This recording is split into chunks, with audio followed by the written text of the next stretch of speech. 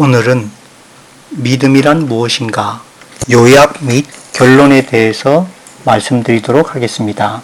과연 믿는다는 것의 실체가 무엇일까요? 예컨대 냇가에 징검다리가 놓여 있는데 지난번 홍수에 휩쓸려 떠내려가지 않고 그 자리에 그대로 있는 걸 보니 건너기에 안전해 보인다고 가정해 봅시다. 먼저 지금까지 그 길을 자주 지나다녔어도 별 문제 없었던 경험에 비춰봐 안전할 것이라고 믿을 수 있겠습니다. 다음으로 다른 사람, 즉 친구가 방금 전에 그 길로 지나왔는데 아무 문제 없더라고 전해준 말에 비춰봐 안전할 것으로 믿을 수도 있겠습니다. 다다음으로 내가 시험 삼아 발로 두드려가며 건너보니 아무 문제 없어서 안전하다고 믿게 될 수도 있습니다. 즉, 믿음의 이유가 나의 이전 경험이든 전해받은 말씀이든 내가 직접 체험해보기 전에는 진짜 믿음이 될 수 없을 것입니다. 다시 말해 믿음은 믿음대로 반드시 실천을 함께 해야만 바른 믿음이 될 수 있을 것입니다. 만약 홍해가 갈라지는 기적을 눈앞에 보면서도 몸소 홍해를 건너지 않으면 뒤따라온 애굽의 군대에게 사로잡히게 될 것이므로 이런 기적이 내겐 아무런 의미도 남기지 않게 되지 않겠습니까? 내가 그때 홍해를 마른 땅같이 건넜노라 는 신한 간증이 없다면 이게 무슨 소용이 있단 말입니까?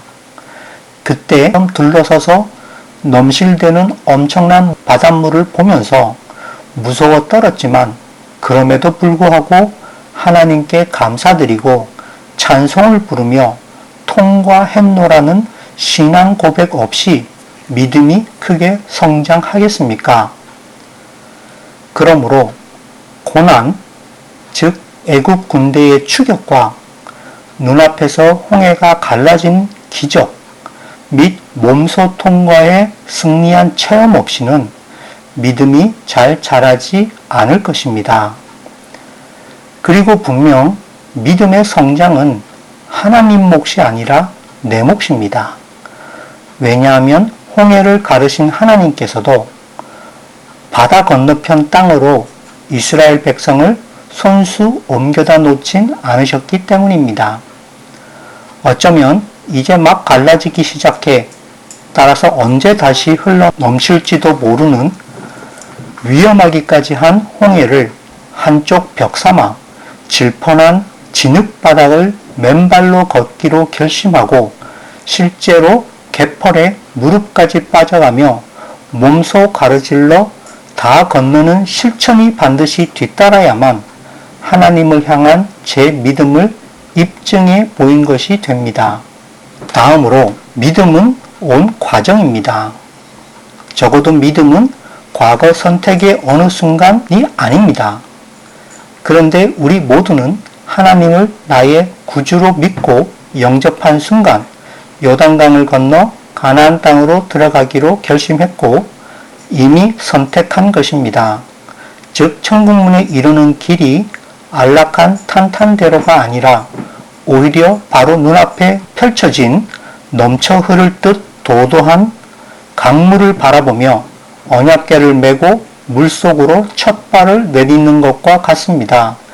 이 고해와 같은 인생길에 온갖 고난들을 몸소 다 겪고 고생해가며 정면 돌파해 빠져나온 경험 없이는 자부심이 생길 수도 없듯이 하나님의 뜻은 우리들에게 고난을 면제해 주시려는 것이 아니라 오히려 어떤 고난 속에서도 능히 승리할 수 있는 믿음으로 크게 자라게 해주시려는 것입니다. 하나님께서 비록 우리 믿음의 기도대로 산을 옮겨주시진 않으실지라도 우리가 그 산을 평지같이 오르내릴 큰 믿음과 그 믿음대로 실천할 때 실제로 오르내리기 시작할 때 다리 근육에 힘을 주실 것입니다. 그리하여 비록 태산일지라도 더 이상 우리에게 장애가 되지 않게 우리의 믿음이 태산보다 더 커지는 것, 바로 이것이 하나님께서 우리 믿음의 기도에 응답하시는 방법입니다. 따라서 우리가 믿고 매번 성공적으로 오르내릴 때마다 최강의 공수 특전단 마크를 하나씩 우리 가슴에 새겨주실 것입니다. 그러므로 천국 문에 이르른 수많은 성도들의 가슴에는 번쩍이는 믿음의 승리의 표식이 주렁주렁 달려있을 것이며 그 개수가 곧 그 사람이 고난들을 통과한 숫자이며 동시에 그의 믿음의 무게를 알려주는 영예로운 표식이 될 것입니다.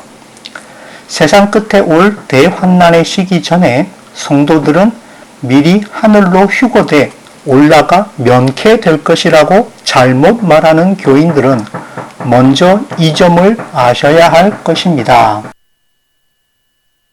먼저 마태복음 20장에서 하늘의 왕국은 마치 품꾼들을 고용하여 자기 포도원에 들여보내려고 아침 일찍 나간 사람 곧 집주인과 같으니라.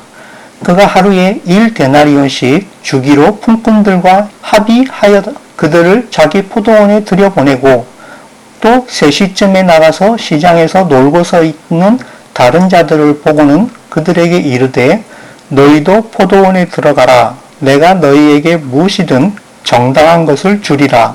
하매 그들이 자기들의 길로 가니라.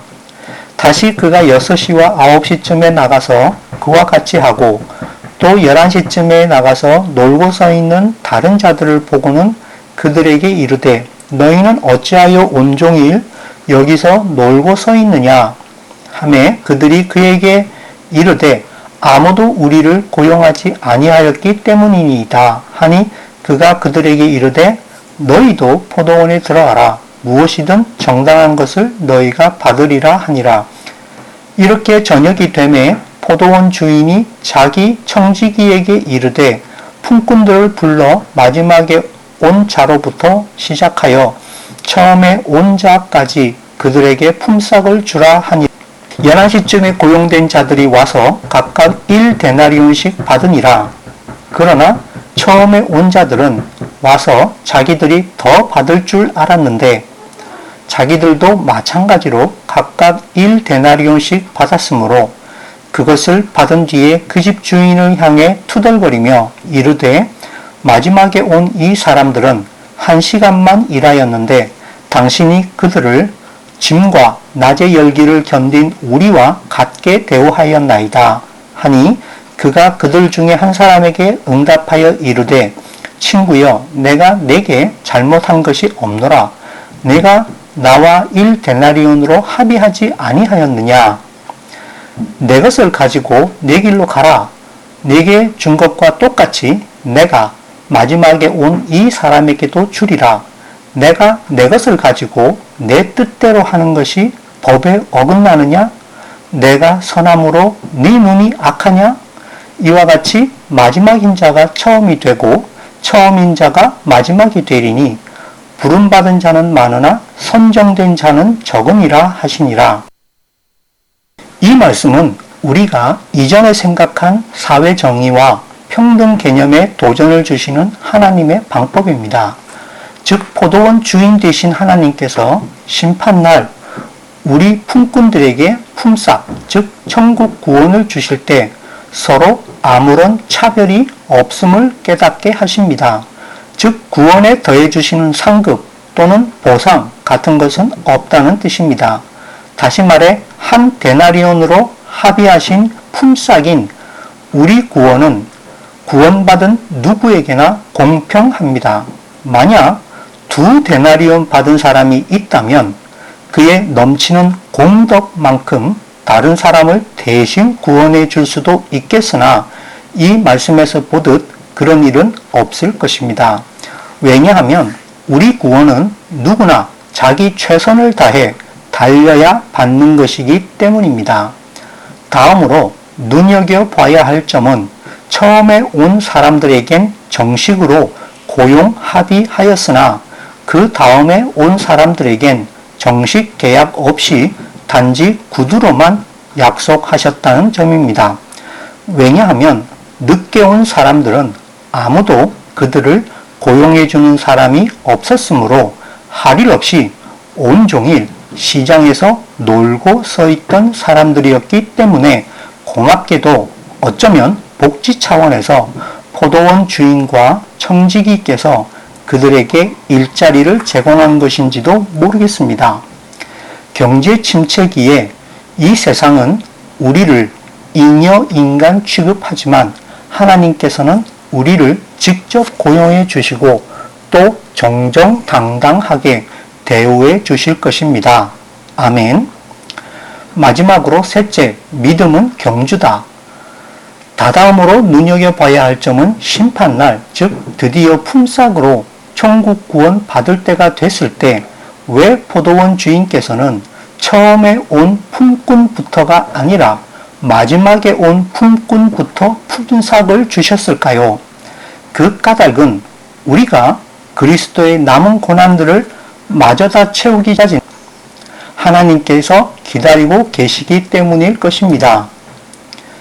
즉 마치 계주 경기에서 릴레이 경기에서 이전 주자들이 아무리 잘 달렸어도 마지막 주자가 중간에 넘어지거나 포기하지 않고 끝까지 잘 달려야 팀 전체가 승리할 수 있는 것처럼 이전 믿음의 선진들이 겪은 고난들과 빛나는 승리가 제대로 열매 맺기 위해선 바로 우리들이 영예롭게도 마지막 주자로서 대환난의 고난들 속에서 끝까지 믿음을 지켜 마침내 승리해야 하기 때문일 것입니다.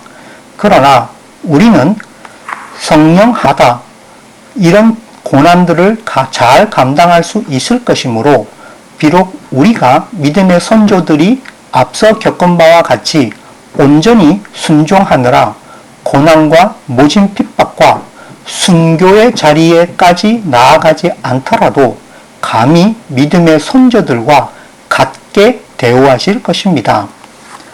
다시 말해 지금까지 우리의 믿음의 선진들이 워낙 잘 달렸기 때문에 그 덕분에 우리도 쉽게 승리하게 될 것입니다.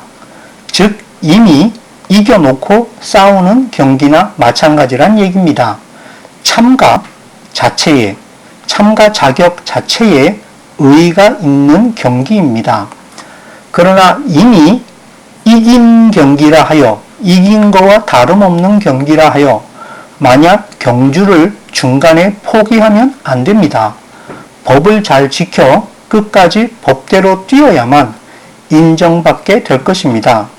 설사 중간에 넘어지더라도 곧 일어서서 다시 그런데 만약 세상 끝에 올 대환난의 기간 전에 성도들은 미리 하늘로 휴거돼 올라가 환난을 명쾌된다면 이 믿음의 경주에서 실격패하거나 적어도 믿음의 선진들과 함께 시상대에 오르기조차 부끄럽게 되지 않을까요? 그러므로 우리는 반드시 대환난의 고난들을 통과해 마지막 주자로서 이 믿음의 경주를 끝마쳐야 할 것입니다. 예를 들어 장애물 경기, 허들 경기 같은 것을 생각해 보면 될 것 같습니다. 이 마지막 주자의 자격은 다른 누구에게도 결코 양보할 수 없는 지극히 영예롭고 자랑스러운 바로 우리의 것입니다. 덧붙여 만약 세상 끝에 올 대환난의 기간 전에 미리 하늘로 휴거돼 올라가 명쾌된다면 그 신자들이 있다면 그들은 이 땅에 남은 다른 사람들을 내려다보며 무슨 생각을 하게 될까요? 어휴 이것들아 너희들끼리 고생 진탕해봐라 이럴까요? 아니면 주님 제발 저를 저 세상으로 다시 돌려보내 주십시오. 마지막 남은 자들 중 단 한 영혼이라도 더 복음을 전할 영예로운 기회를 제게 주십시오. 라고 간청하게 될까요? 믿음이란 무엇인가 결론을 맺도록 하겠습니다. 믿음이란 첫째, 체험이다. 둘째, 온 과정이다. 그리고 마지막으로 셋째, 믿음은 경주다. 오늘은 여기까지 하겠습니다. 감사합니다.